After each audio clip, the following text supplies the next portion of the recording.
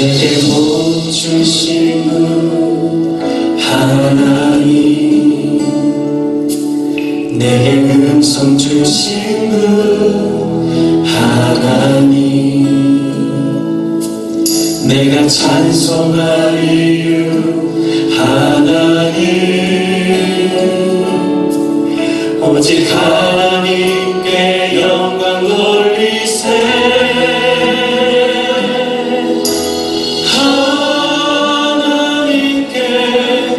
영광 돌리세.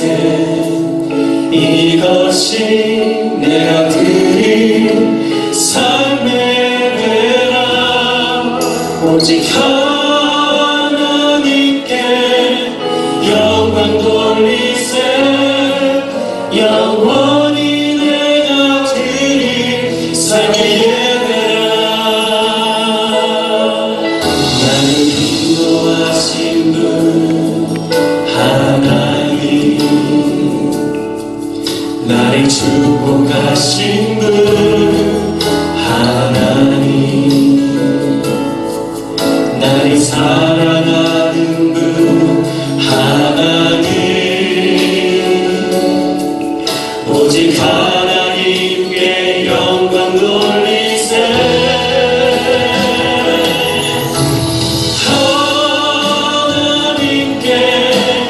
영광 돌리세.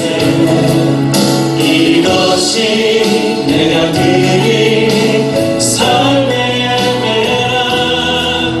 오직 하나님께 영광 돌리세.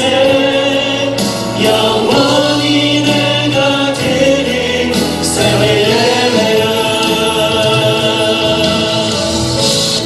나를 안아주시는 하나님, 눈물 닦아주시는 하나님, 다시 힘을 주시는 하나님, 오직 하나님께 영광 돌리세.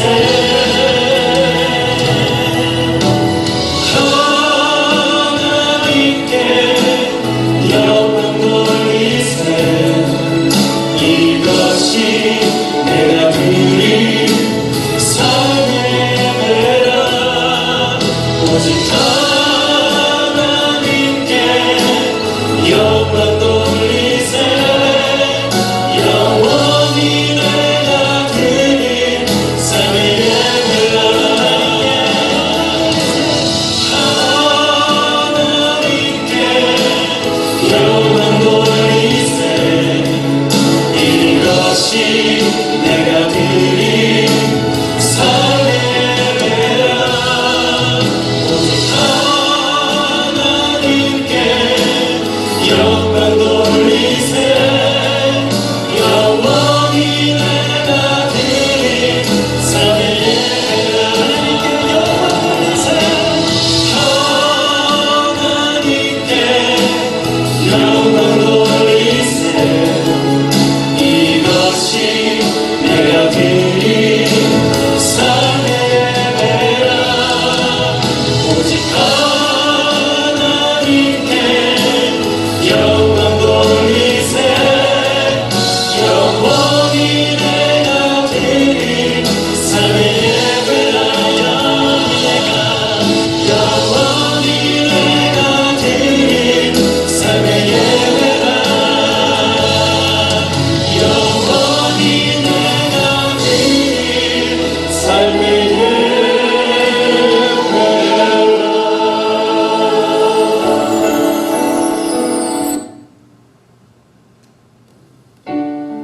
저녁의 열기 모두 끝나면 주 앞에 나와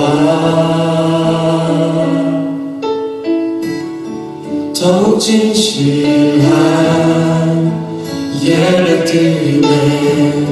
주님을 향한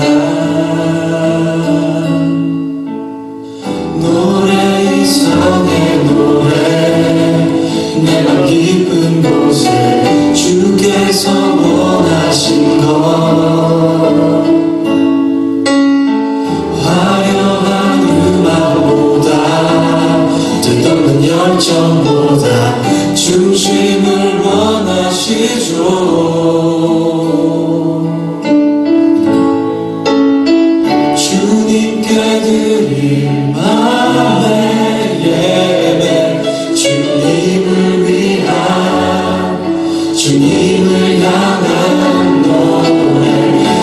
주심 이른 예배 내려놓고 이제 나 돌아와 주님만 예배해요.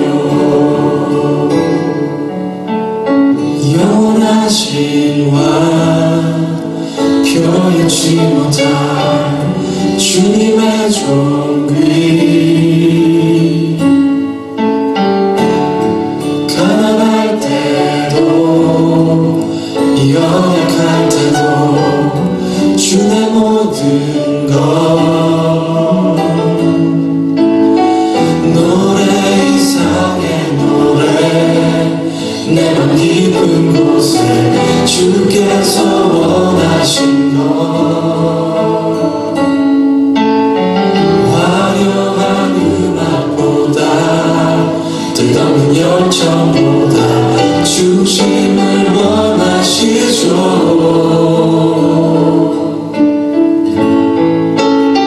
주님께 드릴 마음의 예배 주님을 위한 주님을 향한 노래 주심 이른 예배 내려놓고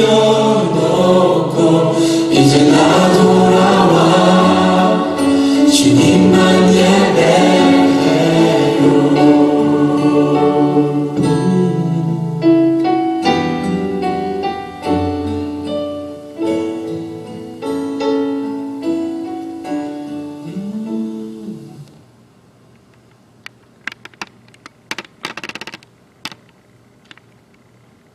그렇습니다.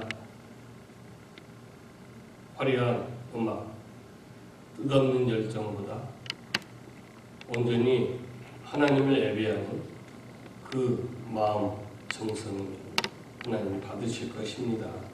오늘도 그 예배를 올려드립니다. 기도드리겠습니다. 살아계셔서 역사하시고 일하시는 아버지 하나님, 오늘 우리가 드리는 이 온라인 예배를 받으시며 감사와 찬양을 드립니다. 불평하기보다 삶 속에 숨겨진 감사의 조건들을 찾아내는 기쁨을 누리게 하여 주옵소서. 문제 앞에서 기도하기보다 기댈 곳을 찾았고 도움될 사람을 찾은 어리석음을 용서하시고 하나님만을 온전히 주인 삼은 믿음으로만 살게 하여 주옵소서. 오늘도 목마른 영혼들에게는 영원한 생명수를, 갈급한 영혼들에게는 하늘의 만나를 먹여 주옵소서. 가난한 마음으로 주님 앞에 섭니다. 채워 주옵소서. 근심이 해결되게 하시며 주저앉음에서 일어나게 하시고 병상에서 털고 일어나 병마를 이기게 하여 주시고 어둠이 떠나가는 역사를 주옵소서. 예수님 이름으로 기도하옵나이다. 아멘. 다같이 찬송가 5장을 부르겠습니다.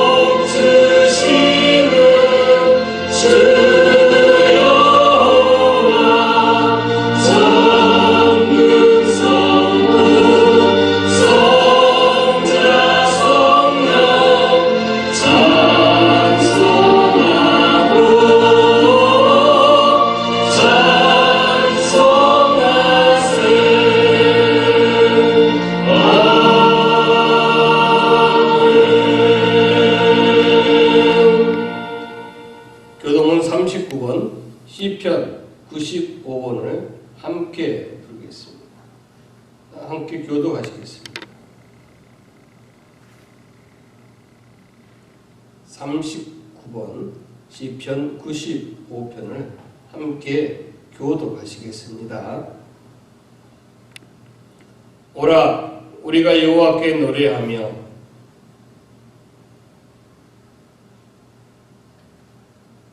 우리가 감사함으로 그 앞에 나아가며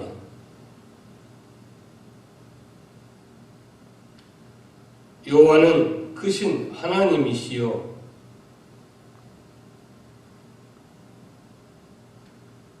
땅의 깊은 곳이 그의 손 안에 있으며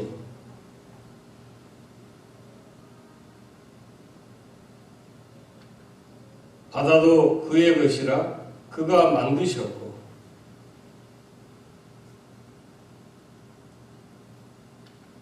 오라 우리가 굽혀 경배하며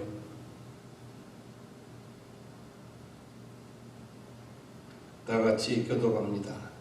그런 우리의 하나님이시여 우리는 그가 기르시는 백성이며 그의 손이 돌보시는 양이기 때문이라.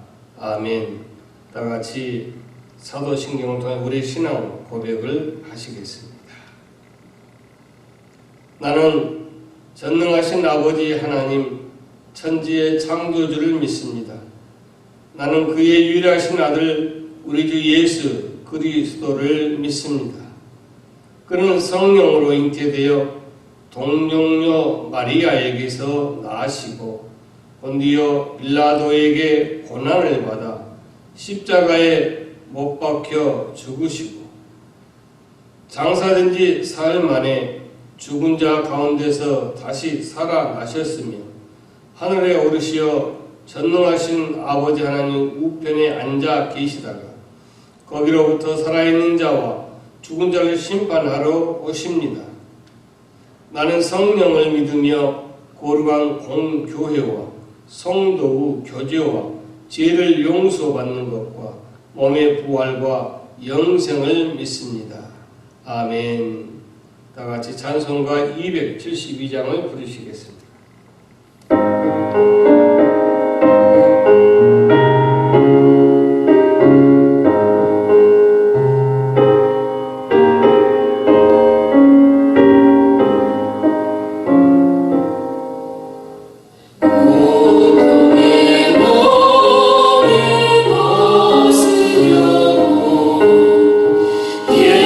예수께로 나갑니다.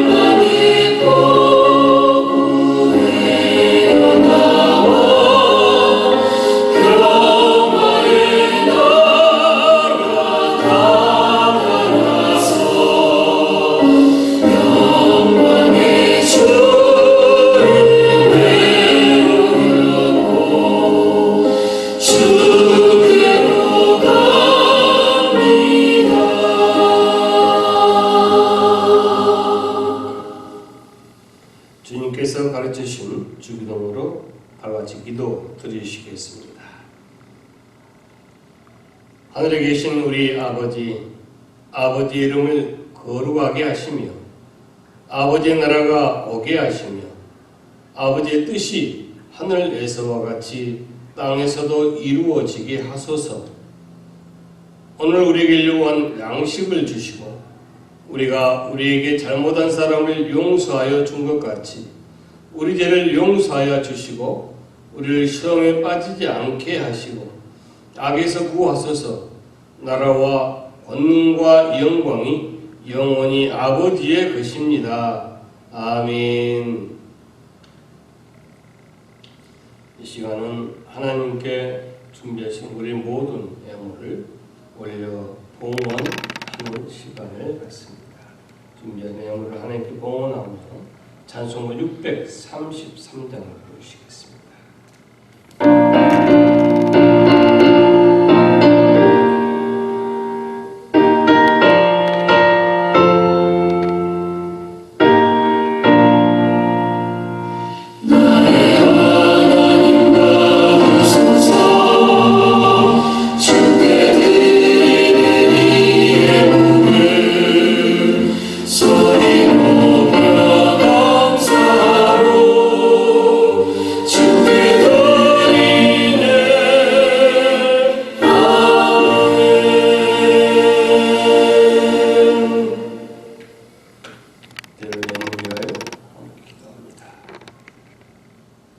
오직 하나님만을 의지하고 아버지 하나님만을 주인 삼아 한 주간을 살게 하신 그 아버지 감사하며 찬양하며 영광 올려드리며 오늘도 우리가 준비한 예물들 올려드립니다. 아버지 그것을 구분하여 10의 1조 드리는 손길, 범사에 감사해 드리는 감사 예물, 귀한 성의를 구별하여 허락하여 주심을 우리가 그 은혜를 생각하며 성일 예물을 올려드립니다. 성교와 건축과 또한 생일과 달력, 여러 내용 또 기도 제목, 소망을 담아드리는 예물들 그 무릎 꿇는 심정으로 하나님께 드리오니 흠양하여 주옵소서. 아버지께서 약속하신 모든 복과 모든 형통함이 오늘 드리는 손길들, 가정, 자녀, 모든 기도 제목, 그들의 남모르는 근심, 염려, 눈물 흘리는 또 병상 위에까지 하나님 역사하시고 일하셔서 아버지 하나님 모든 지경에 순간순간 그 역사하심이 나타나 늘 그 기쁨과 감사를 간증하며 살도록 하나님 손 안에 품 안에 품어 주옵소서. 은혜를 내려 주옵소서. 오늘도 드리지 못하는 손길들 동일한 은혜 주시고 드릴 수 있는 믿음과 조건도 허락하여 주옵소서. 아버지 하나님 오늘 이 예물을 드리는 그 손길과 가정들 그 믿음 신앙이 이 땅에 사는 동안 절대 아버지 흔들림 없이 견고히 뿌리 내리며 좌우로 흔들리지 않고 하나님만을 늘 예배하고 찬양하는 신앙으로 굳건한 반석 위에 승리하며 살도록 늘 인도하시고 간섭하여 주옵소서. 주여 바라기는 이 예물을 사용할 때마다 하나님 역사하셔서 늘 주의 일과 교회를 위하여 주님의 선한 사역을 위해서 사용되도록 하여 주옵소서. 예수님 이름으로 기도하옵나이다. 아멘. 하나님의 말씀 말라기 1장 6절로 10절입니다. 말라기 1장 6절로 10절 하나님의 말씀을 봉독에 올립니다. 내 이름을 멸시하는 제사장들아 나 만군의 여호와가 너희에게 이르기를 아들은 그 아버지를 종은 그 주인을 공경하나니 내가 아버지일진데 나를 공경함이 어디 있느냐 내가 주인일진데 나를 두려워함이 어디 있느냐 하나 너희는 이르기를 우리가 어떻게 주의 이름을 멸시하였나이까 하는도다. 너희가 더러운 떡을 나의 제단에 드리고도 말하기를 우리가 어떻게 주를 더럽게 하였나이까 하는도다. 이는 너희가 여호와의 식탁은 격렬히 여길 것이라 말하기 때문이라. 만군의 여호와가 이르노라 너희가 눈먼 희생제물을 바치는 것이 어찌 악하지 아니하며 저는 것 병든 것을 드리는 것이 어찌 악하지 아니하냐. 이제 그것을 너희 총독에게 드려보라. 그가 너를 기뻐하겠으며 너를 받아 주겠느냐. 만군의 여호와가 이르노라 너희는 나 하나님께 은혜를 구하면서 우리를 불쌍히 여기소서 하여 보라. 너희가 이같이 행하였으니 내가 너희 중 하나인들 받겠느냐. 만군의 여호와가 이르노라 너희가 내 제단이 헛되이 불사르지 못하게 하기 위하여 너희 중에 성전 문을 닫을 자가 있었으면 좋겠도다. 내가 너희를 기뻐하지 아니하며 너희가 손으로 드리는 것을 받지도 아니하리라. 아멘. 주신 말씀을 우리가 묵상하며 하나님께서 우리에게 은혜 주실 것을 소망하는 그런 마음 찬송가 637장을 부르겠습니다.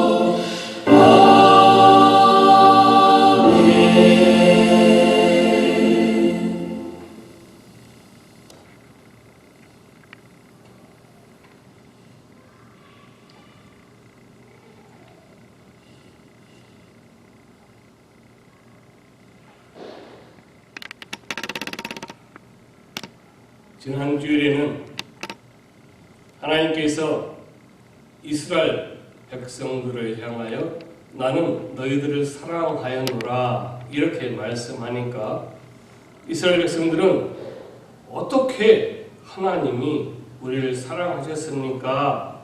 라는 그 내용을 함께 살펴보았습니다. 오늘은 하나님께서 경고를 하시는데 그 경고를 받는 첫 번째 대상자가 누구인고 하면 제사장들이었습니다. 말씀하기를 내 이름을 멸시하는 제사장들아 나 만군의 여호와가 너희에게 이르기를 이렇게 시작을 하고 있습니다. 여러분 나 여호와가 이르기를 이렇게 해도 되는데 왜 첫 시작부터 나 만군의 여호와가 너희에게 이르기를 이렇게 하였을까요? 나 여호와, 만군의 여호와 무엇이 다를까요? 만군의 여호와라 이렇게 말씀하신 것은 땅의 만유를 지배하는 이 주인은 여호와 나 자신이다라고 말씀하는 거예요. 그러니까 만군의 여호와라 이렇게 함으로써 하늘과 땅 모든 것이 다 나에게 복종하는데 너희는 대체 왜 내 말을 듣지 않느냐? 왜 나에게 복종하지 않느냐? 그렇게 말씀하고 그걸 강하게 지적하고 있는 그런 말씀인 것입니다. 그런데 하나님의 그런 경고, 질책을 받은 이 제사장들의 반응이 너무 엉뚱합니다. 하나님을 멸시한 적이 없다는 것입니다. 아니 하나님 우리가 언제 하나님을 멸시하였습니까? 그렇게 말하고 있습니다. 하나님은 제사장들에게 멸시를 받았다는데 제사장들은 하나님을 멸시한 적이 없다는 사실입니다. 그런 제사장들에게 만군의 여호와가 이렇게 말씀을 하고 계십니다. 오늘 7절 보니까 너희가 더러운 떡을 나의 제단에 드리고도 말하기를 우리가 어떻게 주를 더럽게 하였나이까 하는도다. 이는 너희가 나 여호와를 격렬히 나 여호와 식탁 격렬히 여길 것이다 말하기 때문이다 라고 그 이유를 말씀하고 있습니다. 우리가 하나님께 드린 것은 가장 성결한 것이어야 된다. 저도 어릴 때 그때는 이 숯불 다리가 뚜껑도 없이 그 이만한 새우치 안에 그 숯을 담아가지고 다렸잖아요.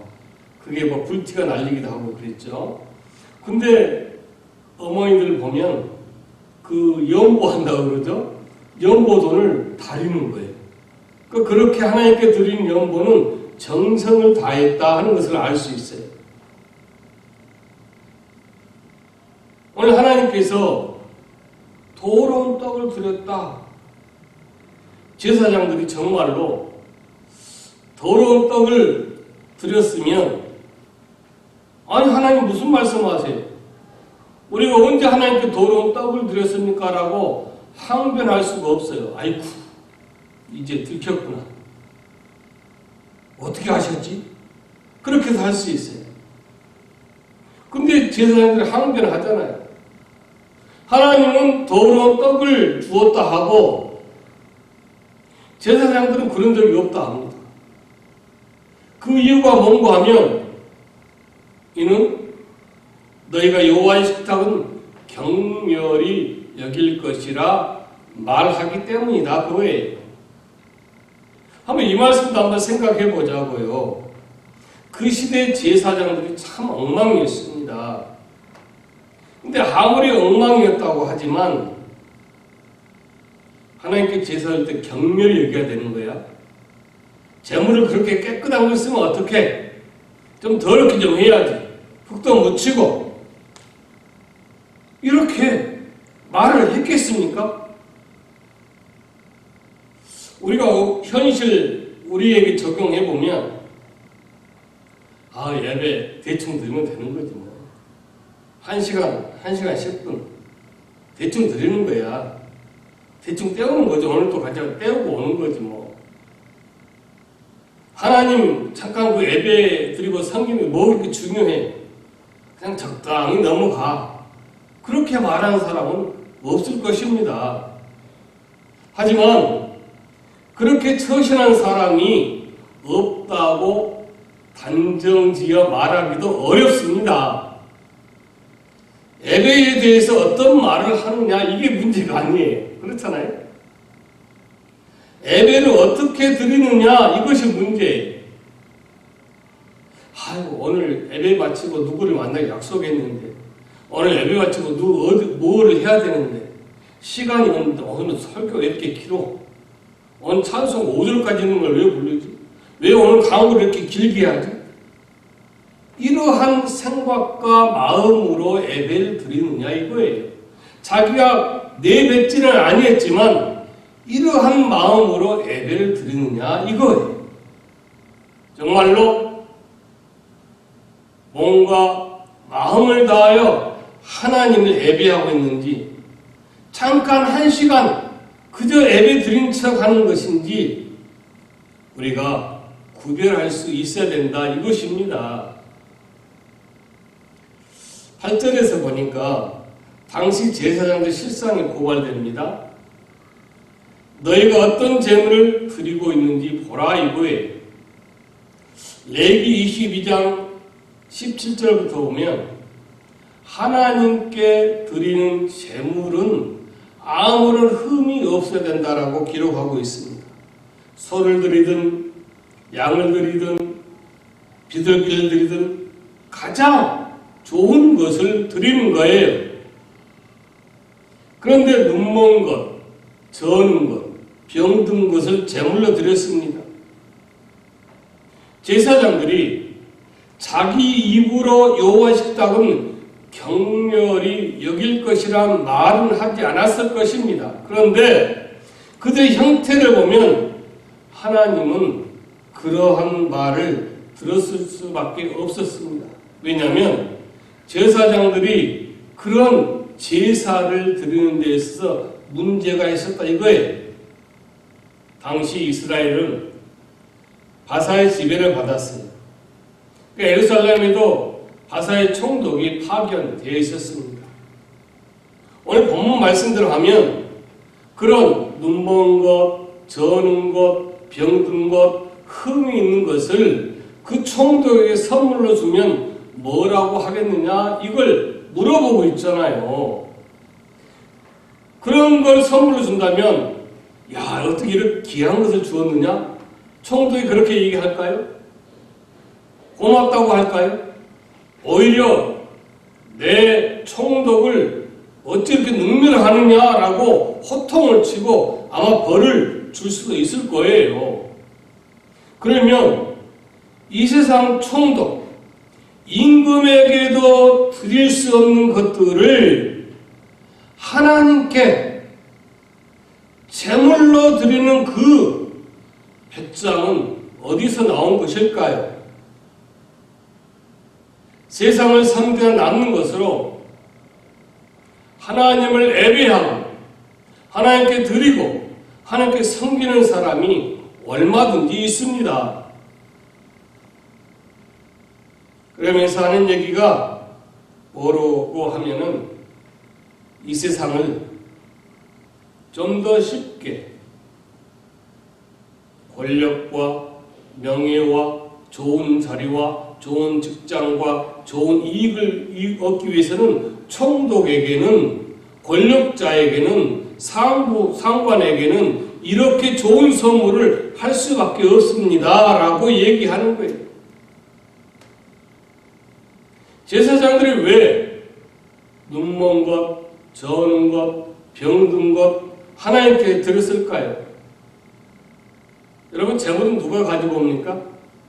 제물은 제사장이 가지고 오지 않잖아요. 제물은 제사를 드리고자 하는 사람들이 가지고 와요. 레위 21장 22장을 보면 제사장은 제물을 검사해서 하나님께 드리도록 그 내용이 그곳에서 나옵니다. 즉, 제물을 보고 이것은 흠이 있으니까 제물로 합당하지 못한다. 불합격, 합격의 판정을 제사장이 내려야 되는 거예요. 그런데 불합격시켜야 될 그런 제물을 그냥 받았어요. 본문에서 하나님은 그런 제사장을 책망하고 있습니다. 그러니까 야, 제사장들 문제였구나. 그럼 우리는 괜찮지. 이게 목사의 문제였구나. 우리 성도들은 괜찮지. 라고 생각하면 안 되는 거예요. 제사장 및 온 이스라엘 제사드리는 회중들을 다 싸잡아서 질책하고 책망할 수 있는 거예요. 책망하시는 거예요. 제사장이 엉터리라는 것은 제사를 드리고자 하는 이스라엘 백성들 역시 엉터리요 문제였다는 사실입니다. 예를 들까요? 어떤 제사장이 있습니다. 백성들이 가지고 온 재물을 꼼꼼하게 검사해서 흠이 있으면 이건 흠이 있어서 안 됩니다. 불합격 처분을 내립니다. 그러면 어떻게 될까요? 백성들이 예, 알겠습니다. 내가 이렇게 정말 이 재물에 흠이 있게 이렇게 해서 정말 죄송합니다. 잘못했습니다. 야, 역시 이 제사장이 역시 달라. 그런 제사장을 리스펙하고 사랑하고 인정하고 야, 이런 제사장이 어디 있어라고 그렇게 할까요? 어림도 없습니다. 그렇게 가르치고 그렇게 바로 잡으면 그 당시 제사장이나 오늘날 목사들 역시 인기가 없어요. 그냥 교회 옮겨버립니다. 아유, 답답해.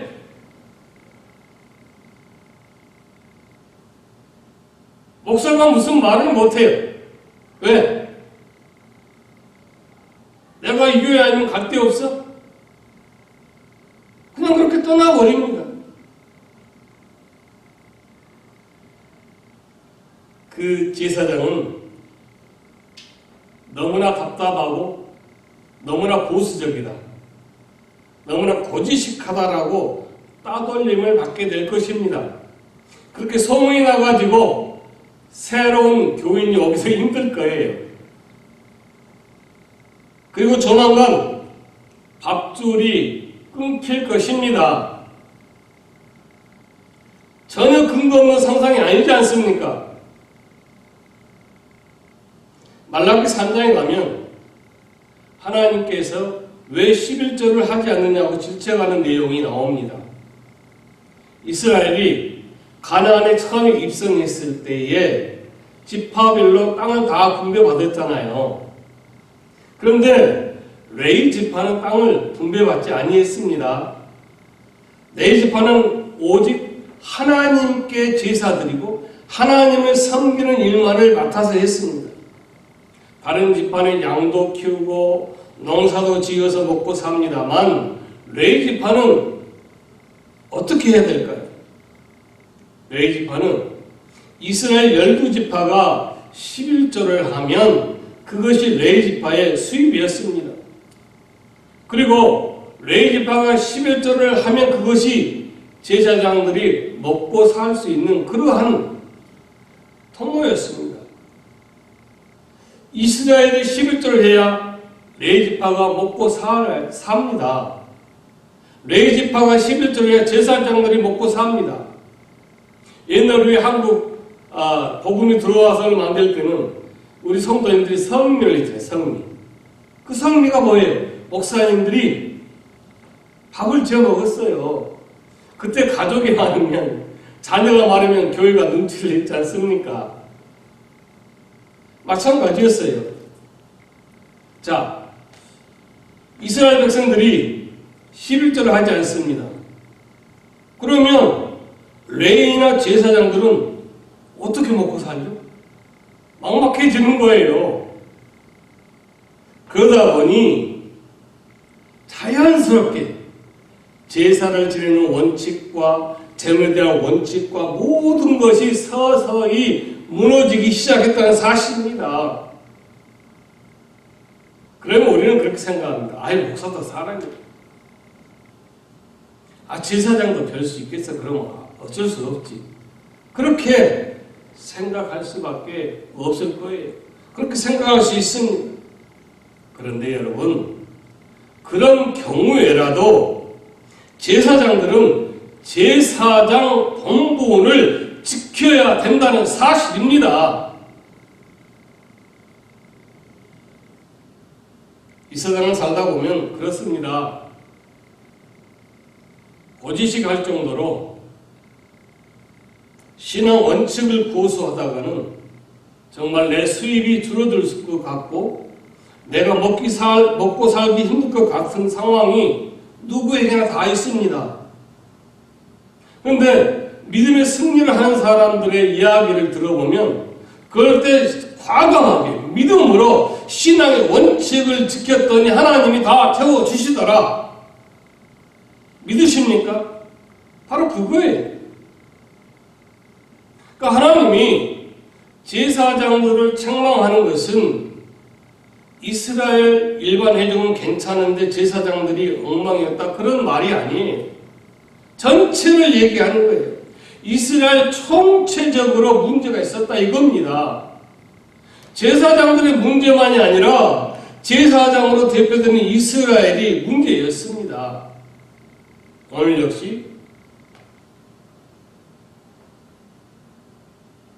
목사와 교회들이 문제라는 사실입니다.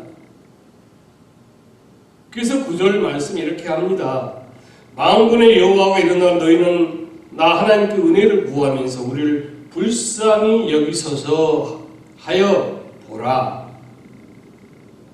그런 제사 제물 흠있는 것을 마음대로 두려움 없이 드리고 나서 제사를 드렸으니까 하나님 우리를 불쌍히 여기소서 은혜를 구하소서라고 한번 해봐라. 너희가 이같이 행하였으니 내가 너희 중 하나인들을 받겠느냐. 여러분, 70만 명, 100만 명, 몇만 명, 몇천 명, 몇백 명, 10명, 5명이 예배 드린다 해도 이러한 하나님 두려움 없이 총체적인 엉망이 된 예배를 드리면 그 한 사람의 예배도 받지 않겠다고 말씀하고 있는 거예요. 하나님, 저도 그거 알죠.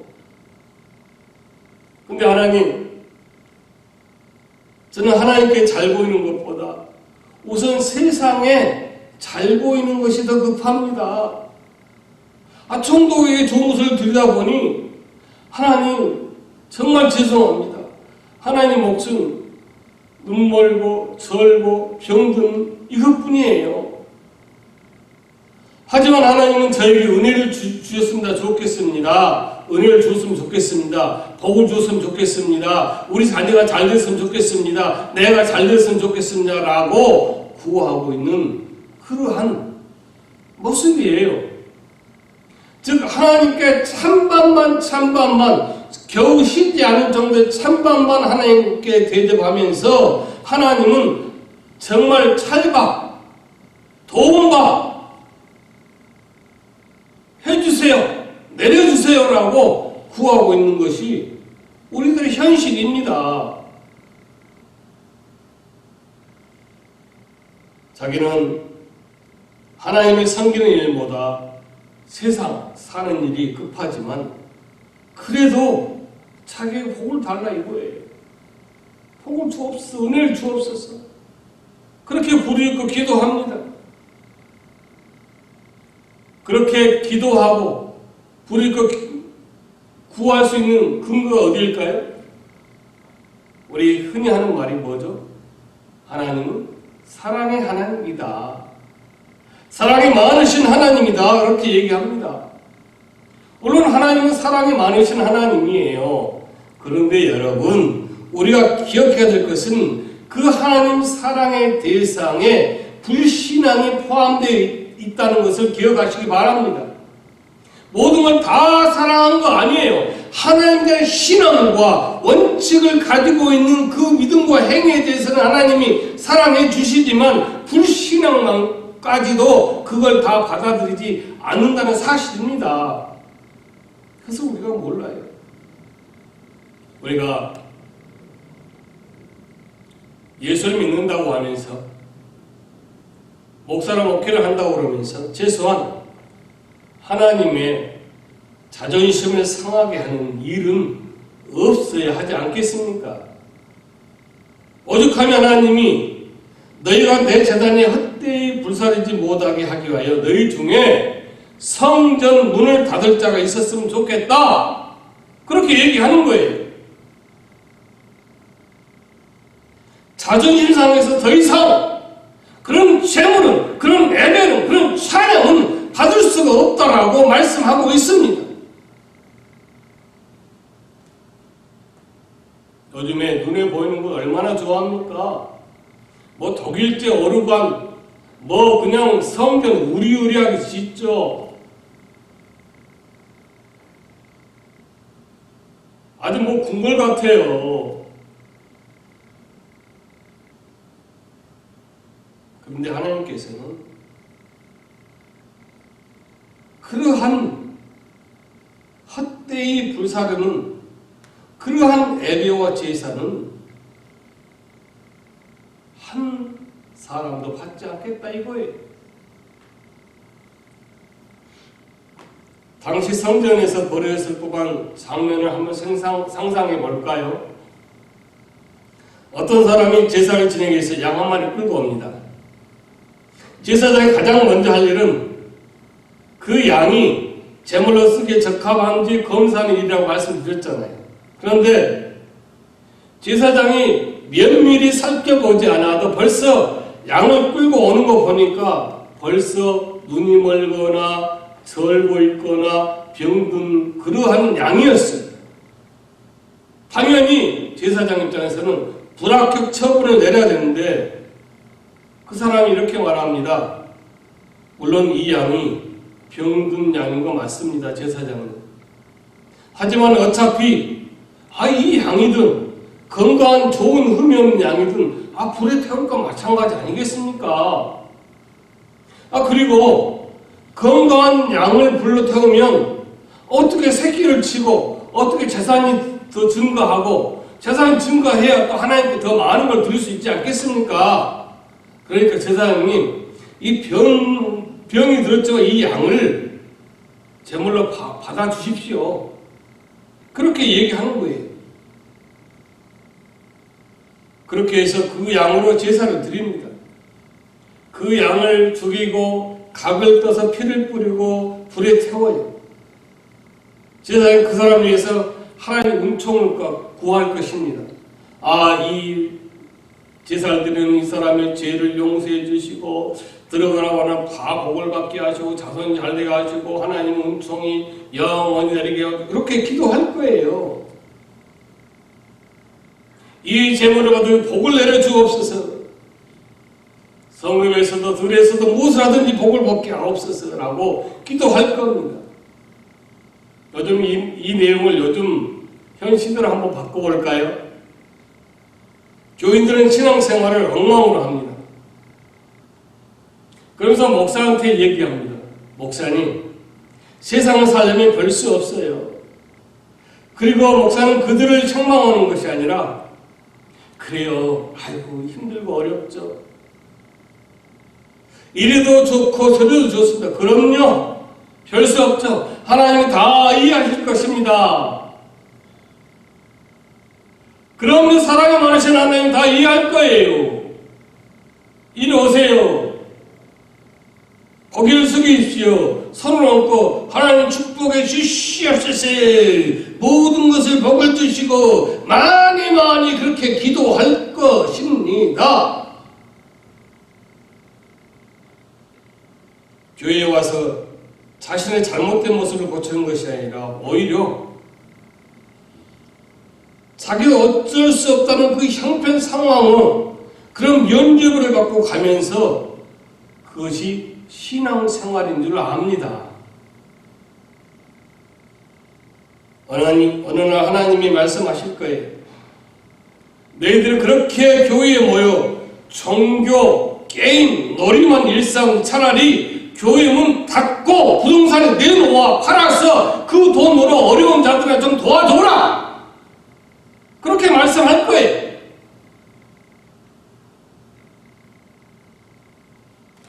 목사는 있잖아요. 어떤 사람이라고 생각하세요? 목사는 성도의 이런 형편 저런 형편을 그럼요. 예 그렇죠. 알겠습니다. 이래도 그럼요. 저래도 그럼요. 그걸 받아주는 사람, 그리고 봉투 받고 축복 기도해주고 그것이 목사 일일까요? 아닙니다. 목사는 여러분들의 신앙을 지도하는 사람이에요. 저 역시 전도사를 제외하고 단독 목회만 지금 현재 24년째 하고 있습니다. 그런데 교인들이 그 신앙생활 지도를 하면서 한 사람이라도 왜 목사님 내 신앙생활을 제대로 지도해 주지 않습니까? 라고 말한 분이 한 사람도 없었어요. 그런데 반면에 내 형편과 상황, 내 입장이 이런데 하나님도 이해할 건데 목사가 이해 못한다고 입장을 몰라준다고 불평하고 하소연하는 것은 많이 들어봤어요. 대체 목사에게 어떤 평가, 어떤 말을 듣고 싶은 것입니까? 어떻게 하는 것이 성경에 옳은 것인지 옳지 않은 것인지를 듣고 싶은 것입니까? 아니면 신앙의 원칙과 하나님의 말씀을 복종과 순종하지 않고도 그런 생활을 해도 신앙생활을 해도 하나님이 복을 주실 것이다, 축복해 주신다라는 그런 얘기를 듣고 싶습니까? 세상에서는 남에게 만만하게 보일까봐 고개를 빳빳이 세우고 아주 그냥 그렇게 다니면서 살다가 교회에 들어와서는 행위가 만만하지 않게 보일까봐 고개 숙여 다니는 것이 무슨 경우일까요? 여러분 정신 바짝 차려야 돼요. 저는 저희 총회에서 목사고시위원으로 3년을 섬겨보았습니다. 근데 어느 해는 67세 되신 여자분이신데 제가 물었어요. 왜 목사가 되려고 하십니까? 우리가 70세는 은퇴를 해야 되거든요. 정년 퇴직을 해야 됩니다. 그러니까 제가 새벽에 기도를 하는데 하얀 옷을 입은 사람이 내 머리에 손을 얹고 안수기도를 해주었습니다. 근데 안수기도 하면서 하나님이 종이 되거라 해서 그 말 듣고 저는 목사를 하기로 했습니다. 그래서 제가 그분만큼은 안 되겠다는 생각을 했어요. 그런데 이분이 그 우리 교단에서 꽤 몇천 명 출석하는 교회를 다니고 있어요. 그러니까 그 교회에서 도움받고 있는 목사들 그 한두 분이 그냥 이렇게 통과시키려고 그러는 거예요. 그래서 다음 면접하는 분들을 못 들어오게 하고 거기서 아주 우리 목사고시 의원들이 할 일이 뭐냐. 이래도 흥 저래도 흥. 한 목사가 이러다가 밤이 되어도 못합니다라고 했을 때 내가 그랬어요. 이틀 3일이 되어도 우리의 책임은 정말 하나님의 부름을 받은 자인가 우리에게 주어진 그 직무를 해야 되지 않겠냐. 그래서 아주 고성을 높이며 논쟁을 한 적이 있어요. 무조건 하나님 은혜로 은혜 받으면 다 목사해야 돼요? 콜링이요. 그래서 조금 어려우면 극단적 선택하고 조금 어려우면 그냥 교회 문 닫고 조금 어려우면 교회 재산 빼돌려서 야밤도주하고 조금 어려우면 교인들이 헌금 강요하고 그렇게 하는 것이 목사예요. 그렇게 해서 얼마나 성도들에게 교회들에게 상처를 주고 있느냐 이거예요.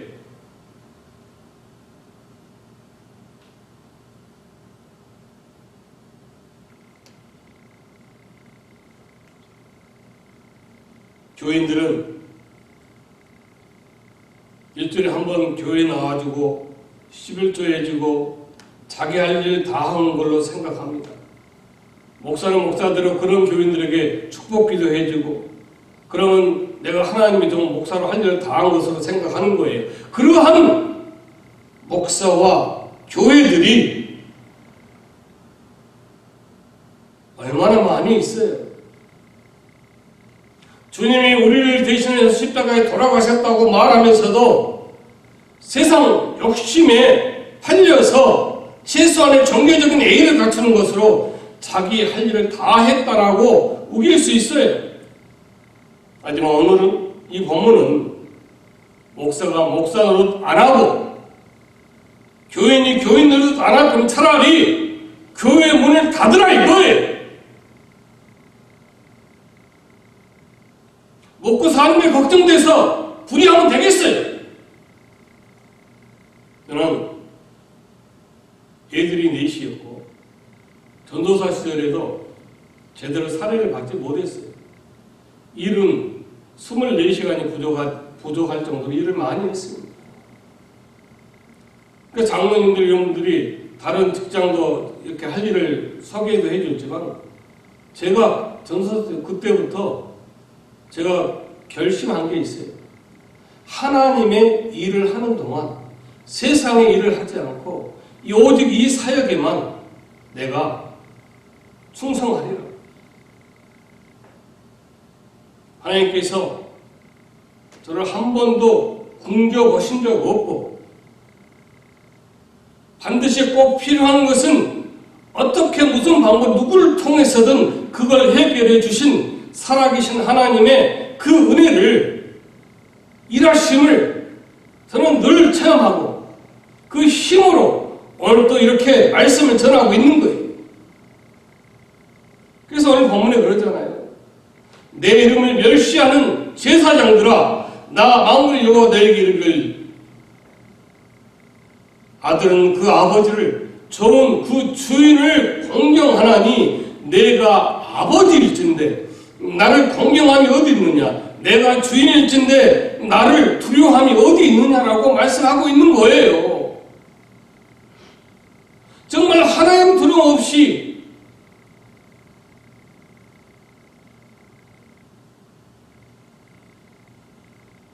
목사가 해서는 안 될 일을 하는 경우가 얼마나 많이 있어요. 교회가 해서는 안 될 일을 하는 그 교회들이 얼마나 많이 있어요.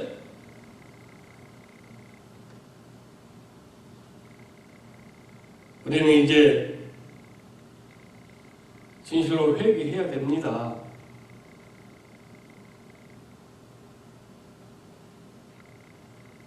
여러분은 가장 좋은 것을 하나님께 드려야 되는 거예요.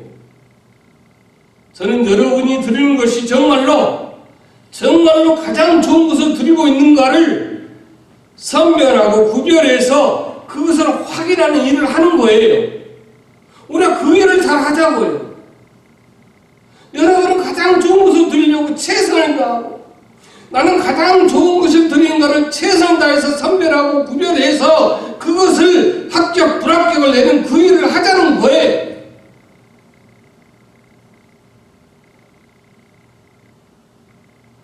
여러분이 가장 좋은 것을 가지고 오지 않았는데도 그만하면 괜찮습니다.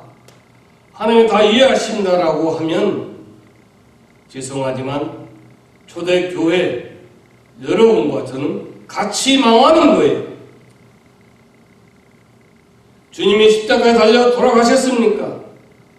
일주일에 한 번 예배드리는 것으로 우리는 부족해요. 세상 사는 것이 바쁜 것을 어떻게 합니까? 라고 그렇게 얘기할 수도 있습니다. 그러나 하나님은 오늘 제사장들에게 경고하십니다. 나를 두려워해봤냐? 나를 경멸 여기는 그 식탁을 너희들이 구별하지 못하고 안 하고 그렇게 나에게 들지 않느냐? 그럼 제사 제물 한 사람들 내가 받겠느냐? 차라리 너희들이 그렇게 종교 쇼를 할 거면 교회 문 닫아라! 그렇게 말씀하고 있습니다. 바라기는 오늘 저와 여러분만이라도 성별하여 최선의 것을 드리려고 하고 나는 정말 우리 성도들이 최선의 것을 드리는가를 검사하는 그 직분을 잘 감당하여 하나님께 영광이 되고 기쁨을 드리는 그런 초대교회 공동체가 되어지기를 권면 드립니다. 기도하겠습니다. 아버지 하나님, 그렇습니다. 목사 안수를 받고도 목회를 하지 못하고 세상 일을 하면서 목사라고 말하고 다닙니다. 그리고 뭐 그 정도는 괜찮아. 내가 목사야. 어느 글에서는 교인은 점점 줄어드는데 목사와 교회는 점점 늘어간다. 그런 글이 있습니다. 아버지 하나님, 정말 초대교회는 교인을 점점 줄어들게 하는 목사와 교회가 되지 않게 하여 주옵소서. 하나님께 제선의 것을 드리고 제선의 것을 드리는가 성찰하고 구별하고 지도하는 그런 목사의 직분을 감당하여 하나님께 큰 기쁨, 영광 돌려드리는 그런 우리 되어지기를 늘 내어진 성령께서 주장하여 주옵소서. 예수님 이름으로 기도하옵나이다. 아멘. 찬송가 254장입니다.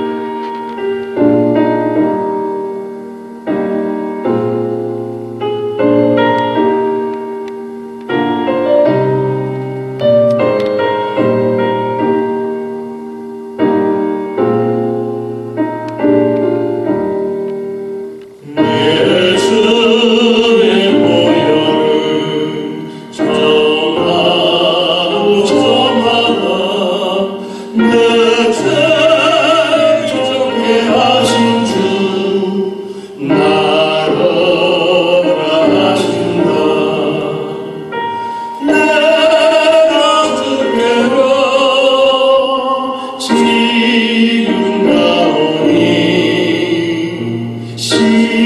십자가의 보혈로 날 씻어주소서.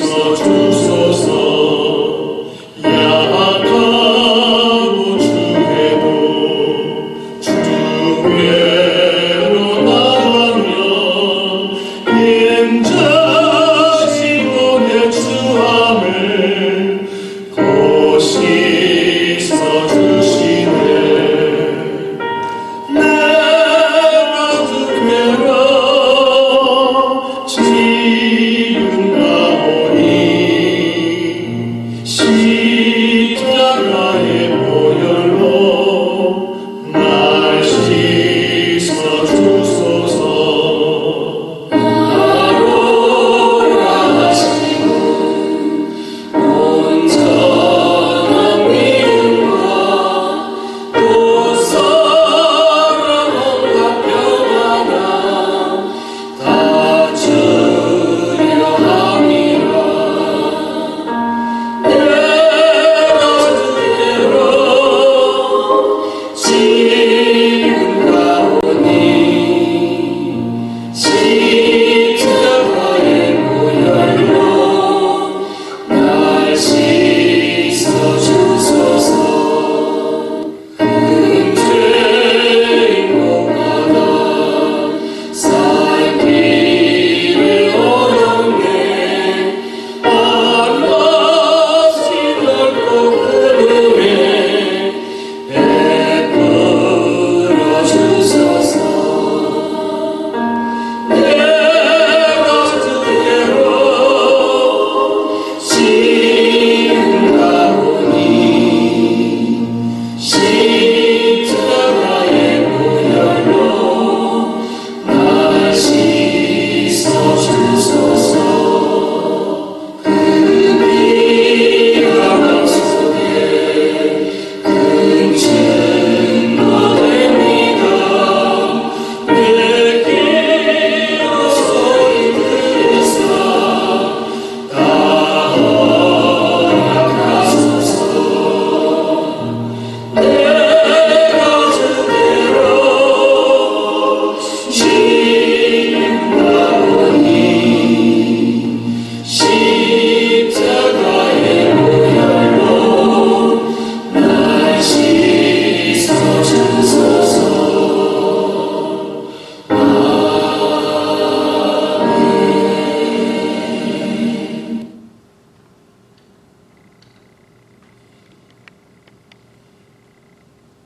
함께 나누겠습니다.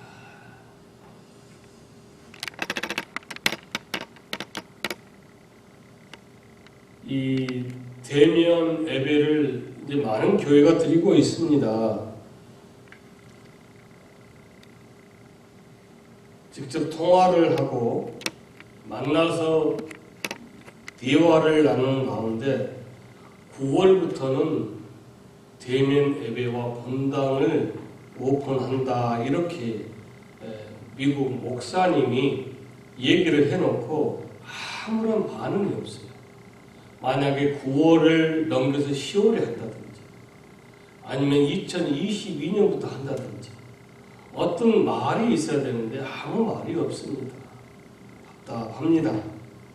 우리 다음 주 그러니까 20일부터 그 한 주간 대면 예배와 본당 사용에 대해서 집중적으로 한 주간 더 온 교회 교인들이 기도하십시다. 그리고 제가 미국 목사와 다시 대화를 해서 어떤 가부를 결정해야 될 것 같습니다.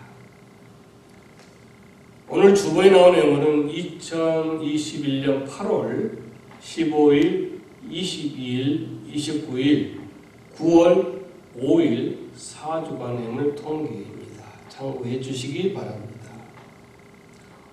추석이 9월 21일입니다. 그래서 이번 주일 예배 마치고 오후 1시에서 3시 사이에 오늘 주일 9월 19일 예배 마치고 오후 1시에서 3시 사이에 여러분 가정에 추석 성편과 우리 또 이 추석의 계절 또 과일, 포도를 한 상자씩 배달해 드리려고 합니다. 오늘 이 추석 나눔을 위해서 요송교회 회비가 이제는 마이너스랍니다. 그래서 교회가 송편을 준비하고 이 포도는 우리 교인들에게 한 가정에 한 박스씩 전달하기 나누기 위해서 200불을 도네이션 해 주신 분이 계십니다. 다시 한번 감사를 드립니다. 중보기도 우리 임경일 형제님 건강, 이 참 암과 싸우는 그 본인은 참 힘들어요. 그래서 어쩔 때는 좋아졌다, 어쩔 때는 아주 또 갑자기 컨디션이 안 좋아질 때 있어요. 그래서 여러분이 더욱더 기도해 주시고 또 이러한 모습을 곁에서 지켜보는 그 부모의 심정은 이루 말할 수가 없을 것입니다. 그러나 우리가 하나님의 섭리와 뜻 안에 있음을 믿고 또 정말 용기를 와 힘을 내서 잘 감당할 수 있도록 우리 기도해 주시기 바랍니다. 힘들고 어렵지만 여러분들이 교회 일에 협력해 주시고 기도해 주시면 감사합니다. 우리 김춘희 집사님은 늘 여러분의 안부를 묻습니다. 꼭 여러분도 시간 되시면 전화를 한 번씩 드려서 안부를 문안을 엽죽기 바랍니다. 다 같이 일어나셔서 하늘에 계신 635장 찬송을 부르겠습니다.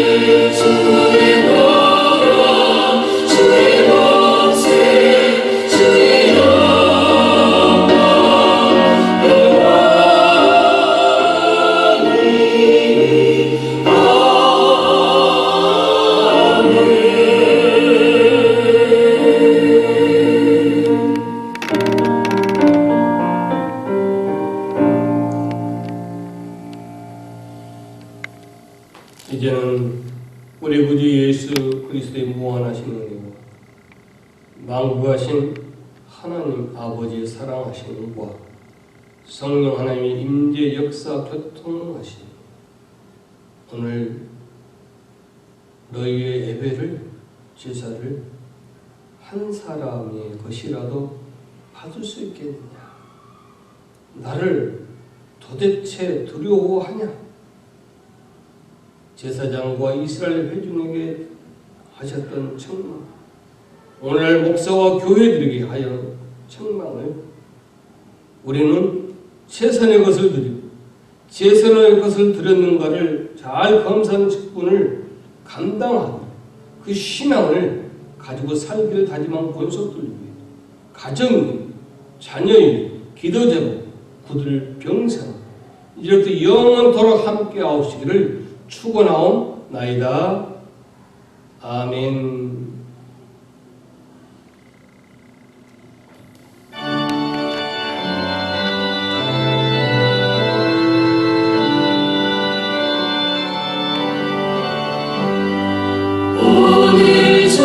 주시옵소서